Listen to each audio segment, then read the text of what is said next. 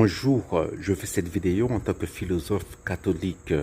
Voici une question difficile, une question scabreuse, une question épineuse.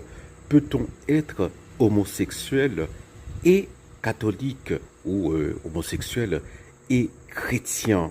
Alors il faut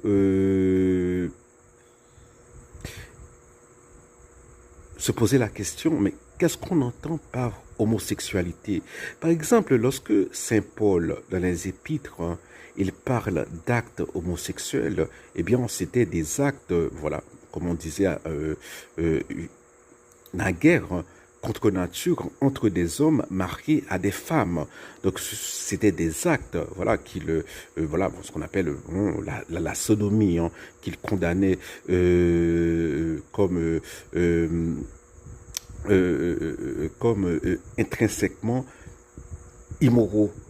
Alors, à partir du 19e siècle, voilà, homosexuel est devenu une identité sexuelle. Voilà, cette question, voilà, hétérosexuel, homosexuel, bisexualité, ce sont des termes qui ont été inventés avec la psychologie. Il faut se rappeler que la psychologie, voilà, c'est la science, c'est peut-être la science la plus récente, donc qui remonte pratiquement à Freud. C'est Freud qui a posé les jalons de la psychologie.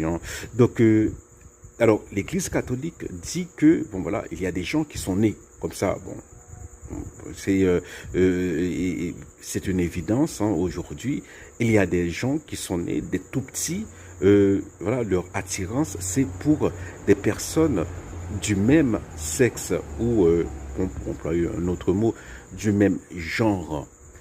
L'orientation sexuelle en soi n'empêche pas d'être chrétien, d'être catholique.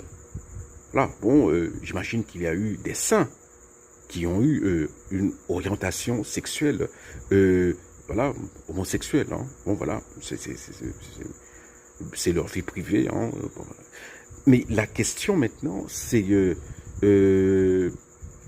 l'Église dit que tout acte sexuel hors mariage, que ce soit, voilà,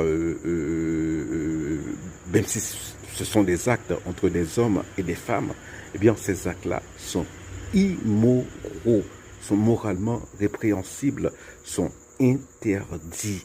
Donc, être homosexuel, avoir cette orientation, n'empêche pas d'être chrétien. Mais le problème, c'est un problème. Mais ce que l'Église dit, c'est que